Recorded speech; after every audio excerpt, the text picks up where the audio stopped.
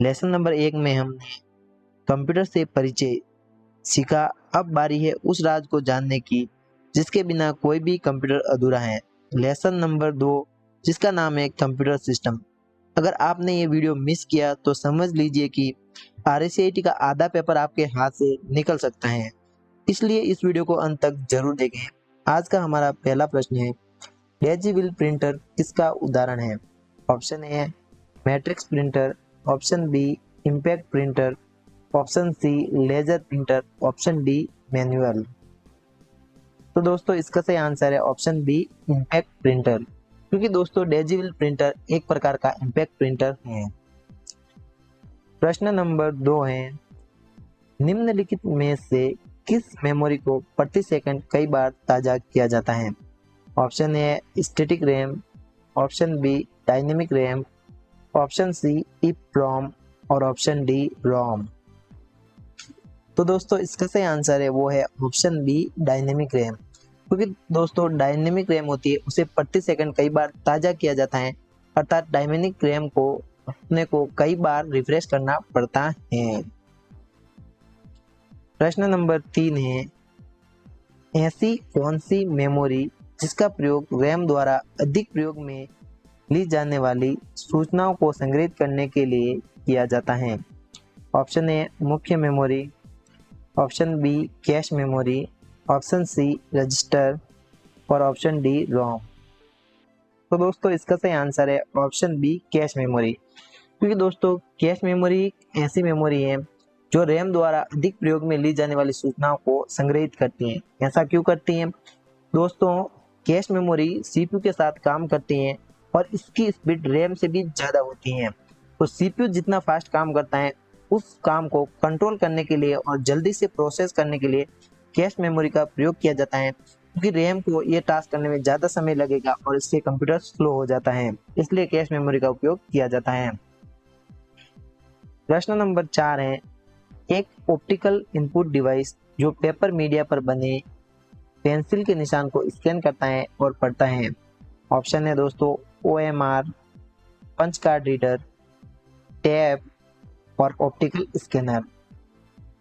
तो दोस्तों इसका सही आंसर है वो है ऑप्शन है OMR। तो दोस्तों OMR ऑप्टिकल मार्क रीडर होता है जो पेंसिल के निशान होते हैं। जैसे आपका RSCIT एग्जाम MCQ बेस होता है, अर्थात इसमें मल्टीपल चॉइस क्वेश्चन आते हैं जिसमें 4 विकल्प होते हैं। तो दोस्तों ऐसे OMR शीट होती है, इनको OMR होता है ऑप्टिकल मार्क रीडर, एक डिवाइस होता है जो इनको आसानी से पढ़ सकता है और स्कैन करके समझ लेता है और आपका कितने परसेंट बने तो इन कॉपियों को जांच भी लेता है। अब है प्रश्न नंबर 5, मेमोरी जो प्राकृतिक रूप से अस्थिर है। देख लेते हैं दोस्तों, ऑप्शन है रोम, प्रोम, ईप्रोम या रैम। तो दोस्तों इसका सही आंसर है ऑप्शन डी रैम, कि दोस्तों रैम होती है वो प्राकृतिक रूप से अस्थिर मेमोरी होती है और एग्जाम में रैम का फुल फॉर्म बहुत बार पूछा गया है, वो होता है रैंडम एक्सेस मेमोरी। अब बढ़ते हैं प्रश्न नंबर 6 की ओर, किस प्रकार की रोम बिजली के सिग्नल से मिटाई जा सकती है? ऑप्शन देख लेते हैं दोस्तों, ए रोम, बी मास्क रोम, सी ईप्रोम या डी ईपर रोम। तो दोस्तों इसका सही आंसर है वो है ऑप्शन डी ईपर रोम।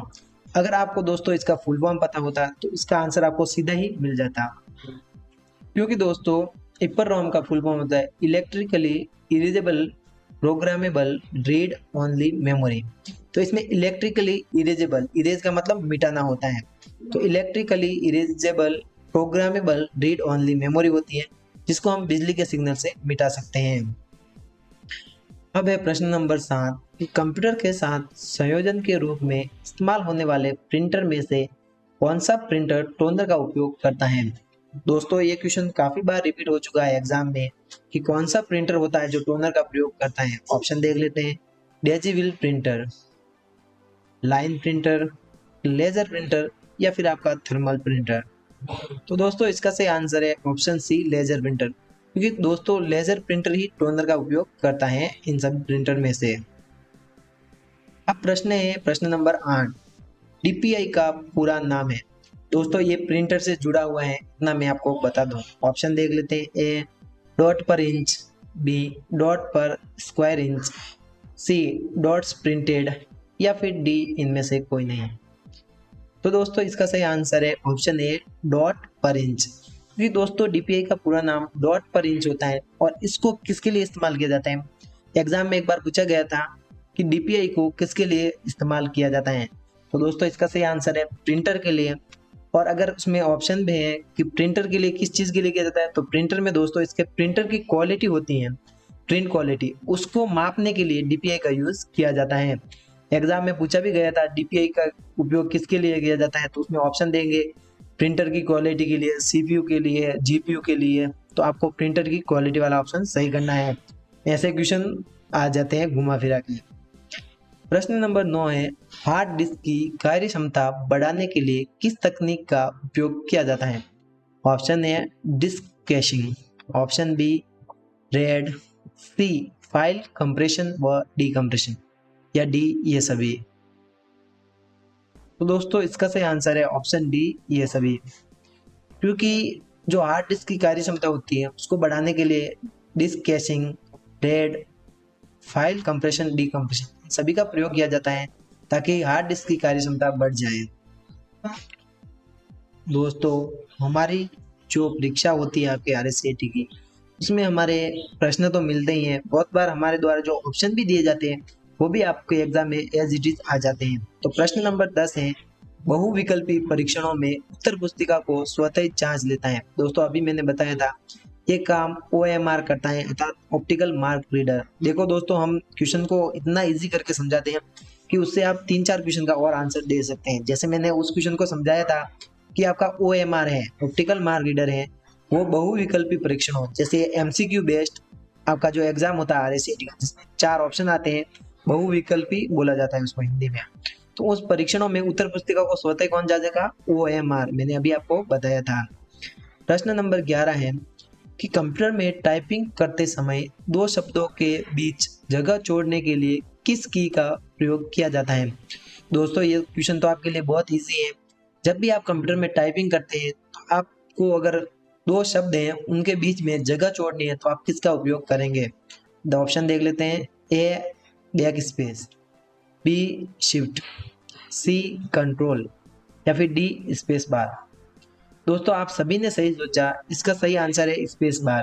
क्योंकि स्पेस बार का प्रयोग हम कंप्यूटर में जब भी हम टाइपिंग करेंगे, 2 शब्द हैं उनके बीच में अगर हम जगह छोड़ना चाहते हैं तो उसके लिए हम स्पेस बार की का उपयोग करते हैं। प्रश्न नंबर 12 है, प्रिंटर निम्नलिखित में से किससे संबंधित है। ऑप्शन देख लेते हैं दोस्तों, input device, software, word processor और आउटपुट। तो दोस्तों इसका सही आंसर क्या होगा, प्रिंटर इनपुट डिवाइस तो है ही नहीं, सॉफ्टवेयर भी नहीं है, वर्ड प्रोसेसर भी नहीं है, तो दोस्तों बचा क्या, आउटपुट डिवाइस। तो दोस्तों प्रिंटर क्या है, आउटपुट डिवाइस होता है। प्रश्न नंबर 13 है, हार्ड डिस्क से डिलीट की गई फाइल किस में भेजी जाती है।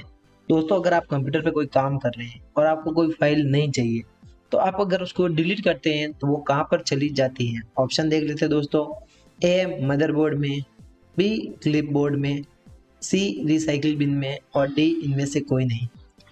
दोस्तों बेसिक सी बात है, अगर हम कोई भी फाइल को डिलीट करते हैं तो वो क्या है, रिसाइकिल बिन में चली जाती है। प्रश्न नंबर 14 है, कंप्यूटर में डिस्क कहाँ रखी जाती है। दोस्तों कभी कभी ऐसे सिंपल क्वेश्चन भी एग्जाम में आते हैं तो इसको भी पढ़ लेते हैं। ऑप्शन देख लेते हैं, ए हार्ड ड्राइव में, बी सीपीयू में, सी डिस्क ड्राइव में, और डी इन सभी में। दोस्तों इसका सही आंसर है ऑप्शन सी डिस्क ड्राइव में, क्योंकि कंप्यूटर में डिस्क ड्राइव में रखी जाती है। प्रश्न नंबर 15 है, कंप्यूटर में रैम से क्या मतलब है। ऑप्शन देख लेते हैं दोस्तों, A recent and memory, B read and memories, C random access memory, या डी इनमें से कोई नहीं। तो दोस्तों इसका सही आंसर है option C random access memory. अभी हमने प्रश्न में इसका फुल फॉर्म बताया था कि रैम होती है, इसका फुल फॉर्म होता है रैंडम एक्सेस मेमोरी, और ये क्या होती है, अस्थिर होती है। मैंने अभी आपको समझाया था, अगर क्वेश्चन को हम इतना इजी करके समझाते हैं कि आप आसानी से उससे 3-4 क्वेश्चन के आंसर तो एग्जाम में दे ही देते हैं। अगर घुमा फिरा के भी पूछेंगे तो आप उसका आंसर देंगे।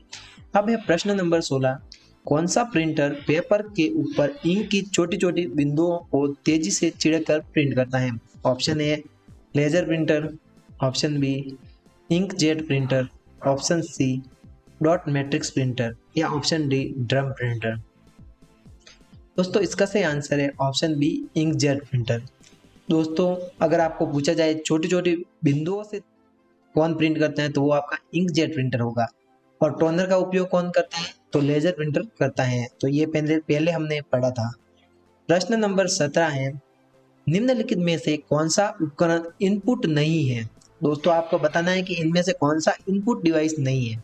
Option A monitor, option B keyboard, option C mouse, option D joystick.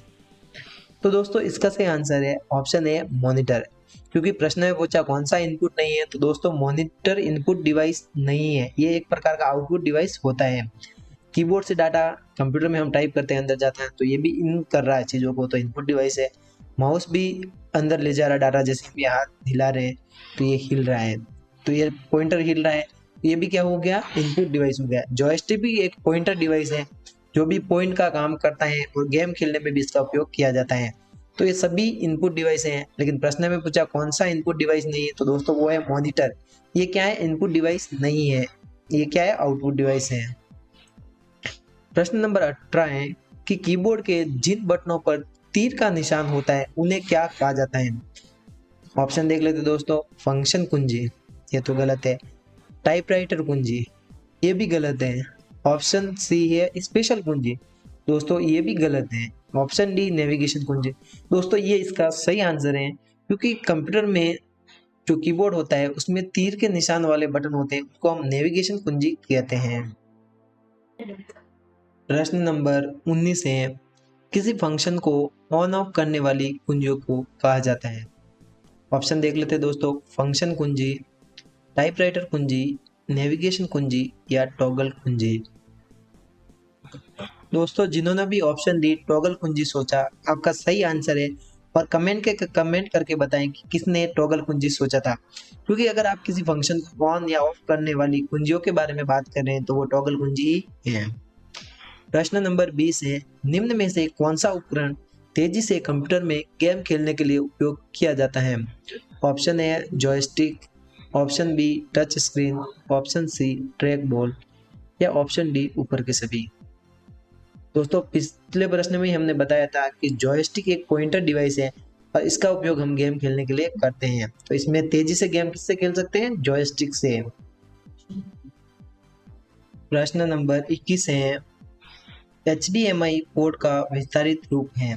Option A high definition multimedia interface, option B high definition memory interface, option C high definition mark interface, option D high definition memory interchange. तो दोस्तों इसका सही answer है option A high definition multimedia interface, क्योंकि दोस्तों HDMI, H का मतलब हो जाएगा हाई, D का मतलब डेफिनेशन, M का मतलब मल्टीमीडिया, I का मतलब इंटरफेस। तो HDMI का फुल फॉर्म हो जाएगा हाई डेफिनेशन मल्टीमीडिया इंटरफेस। प्रश्न नंबर 22 है, किसी फाइल का नाम बदलने के लिए किस फंक्शन की का प्रयोग किया जाता है? ऑप्शन देख लेते दोस्तों, F1, F5, F7 या F2। दोस्तों इसका सही आंसर है F2, क्योंकि अगर हम किसी फाइल का नाम बदलना चाहते हैं तो इसके लिए हम केवल फंक्शन कुंजी 2 अर्थात F2 का उपयोग कर सकते हैं। प्रश्न नंबर 23 है, पेन ड्राइव इस्तेमाल की जाती है? ऑप्शन देख लेते दोस्तों, भंडारण हेतु, गणना हेतु, बिजली बैकअप हेतु या इन सभी में। तो दोस्तों इसका सही आंसर है वो है भंडारण हेतु, क्योंकि हम पेन ड्राइव का इस्तेमाल डाटा भंडारण हेतु अर्थात डाटा स्टोर करने के लिए करते हैं। प्रश्न नंबर 24 है, बार कोड रीडर क्या है? ऑप्शन देख लेते हैं दोस्तों, आउटपुट डिवाइस, भंडारण डिवाइस, इनपुट डिवाइस या इनमें से कोई नहीं।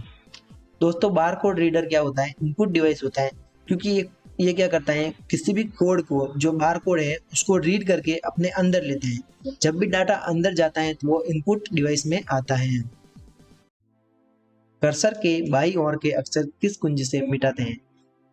ऑप्शन देख लेते दोस्तों, एंड, बैक स्पेस, डिलीट और होम। तो दोस्तों इसका सही आंसर है बैक स्पेस। कैसे? बाई ओर के अक्षर डिलीट करेंगे, कर्सर के बाई ओर के अक्षर डिलीट करने के लिए हम बैक स्पेस का उपयोग करते हैं। अगर एग्जाम में पूछ लिया जाए कि दाई ओर के अक्षर किससे डिलीट होंगे, तो वो डिलीट से ही होते हैं। आधुनिक कीबोर्ड में फंक्शन की कितनी होती है? ऑप्शन है 13, 10, 9 या 12। दोस्तों इसका सही आंसर है ऑप्शन डी 12, क्योंकि आधुनिक कीबोर्ड में 12 फंक्शन की होती हैं। निम्न में से कौन सी कुंजी टॉगल की नहीं है? ऑप्शन देख लेते दोस्तों। A caps lock, B num lock, C scroll lock या डी कंट्रोल। तो दोस्तों इसका सही आंसर है वो है कंट्रोल, क्योंकि कंट्रोल टॉगल की नहीं है और किसी भी ऑप्शन को ऑन ऑफ करने वाली कुंजी को टॉगल की कहा जाता है। तो कैप्स लॉक, नम लॉक और स्क्रॉल लॉक तीनों ही टॉगल कुंजी हैं, लेकिन कंट्रोल नहीं है। प्रश्न नंबर 27 है, प्रोसेसर एक इलेक्ट्रॉनिक डिवाइस होता है जो किसका बना होता है? ऑप्शन है रबर, बी सिलिकॉन, सी मेमोरी या डी इनपुट। तो दोस्तों इसका सही आंसर है वो है ऑप्शन बी सिलिकॉन। कि दोस्तों प्रोसेसर होता है वो हमेशा सिलिकॉन का बनाया जाता है। प्रश्न नंबर 29, पेंटियम और इंटेल कोर क्या है? Option input device, secondary memory, output device, processor. दोस्तों इसका सही आंसर है ऑप्शन डी प्रोसेसर, क्योंकि इंटेल कोर होता है और पेंटियम होते हैं, ये क्या प्रोसेसर के प्रकार होते हैं। प्रश्न नंबर 30, कंट्रोल और एल्ट को कहा जाता है? ऑप्शन ए टॉगल की, ऑप्शन बी कॉम्बिनेशन की, ऑप्शन सी फंक्शन की या ऑप्शन डी न्यूमेरिक की। तो दोस्तों इसका सही आंसर है वो है क्या है दोस्तों? कॉम्बिनेशन की, क्योंकि कंट्रोल और एल्ट होते हैं ये किसी और कुंजी के साथ कॉम्बिनेशन बना के यूज किया जाता है। जैसे मान लिया आपको कॉपी करना है तो आप कंट्रोल सी करेंगे, इस प्रकार आपको कट करना है या पेस्ट करना है तो उसके लिए आप अलग अलग कुंजी के साथ इनको कॉम्बिनेशन में यूज करते हैं, कंट्रोल हो या एल्ट, इसलिए ये कॉम्बिनेशन में यूज होती है, इसीलिए इनको कॉम्बिनेशन कुंजी कहा जाता है। प्रश्न नंबर 31, F1 से लगाकर F12 तक की कुंजी को क्या कहा जाता है? ऑप्शन है फंक्शन की, ऑप्शन बी न्यूमेरिक की, ऑप्शन सी टॉगल की और ऑप्शन डी कॉम्बिनेशन की। दोस्तों अभी मैंने बताया था कि F2 फंक्शन कुंजी होती है, उसको किसी भी फाइल के रीनेम के लिए यूज किया जाता है। F2 का मतलब मैंने बताया फंक्शन कुंजी 2। F2 का मतलब क्या है? फंक्शन कुंजी 2, जिसका प्रयोग किसके लिए करते हैं हम? किसी भी फाइल का नाम बदलने के लिए। तो F1 से लगाकर F12 तक की कुंजी को क्या कहेंगे हम? फंक्शन कुंजी कहते हैं। और ये कितनी होती है? टोटल 12 की होती है। प्रश्न नंबर 32 है, किससे कंप्यूटर उपयोगकर्ता कंप्यूटर हार्डवेयर के बारे में जानकारी देख सकता है? दोस्तों आप अपने कंप्यूटर के बारे में जानकारी देखना चाहते हैं कि आपकी डिस्प्ले की क्वालिटी क्या है, आपके माउस कौन सा कनेक्ट है, कितने माउस कनेक्ट हैं, और भी कंप्यूटर के हार्डवेयर, प्रोसेसर कौन सा है, रैम कितने जीबी की है, हार्ड डिस्क कितनी है, ये सब अगर ऐसी जानकारी आप देखना चाहते हैं तो आप किसका प्रयोग करेंगे?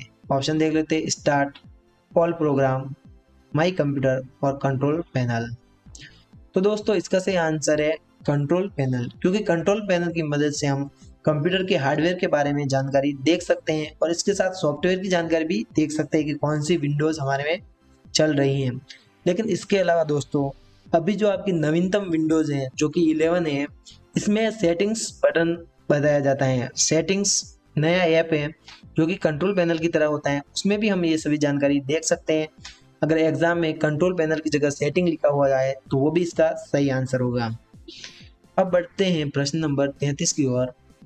वो है डेटा संचरण की गति को मापने के लिए किसका प्रयोग किया जाता है? ऑप्शन है वर्ग प्रति इकाई, option B nanosecond, option C bits प्रति सेकंड या ऑप्शन डी मेगा सेकंड। तो दोस्तों इसका सही आंसर है ऑप्शन सी बिट्स प्रति सेकंड, BPS होगा। दोस्तों यहाँ पे BPS लिखा हो तो भी सही है, बिट्स पर सेकंड होगा उसका मतलब। अगर इंग्लिश में BPS लिखा है तो आपको समझ लेना कि वो भी इसका सही आंसर है, क्योंकि वो इसकी शॉर्ट फॉर्म है। तो दोस्तों हम गति किस में मापेंगे? बिट्स प्रति सेकंड में है। एक VG कार्ड है दोस्तों, VG का मतलब होता है वर्चुअल ग्राफिक्स एरे। तो एक वर्चुअल ग्राफिक्स एरे कार्ड कौन सा है? ऑप्शन है ग्राफिक्स कार्ड। दोस्तों ये इसका सही आंसर है, क्योंकि VGA में G का मतलब ग्राफिक्स होता है, और तो ये एक प्रकार का ग्राफिक्स कार्ड होगा। इनमें प्रश्न नंबर 35 है, इनमें से कौन सा कथन कैश मेमोरी के लिए गलत है? दोस्तों जो भी ऑप्शन है इसमें कैश मेमोरी के लिए कौन सी चीज गलत है?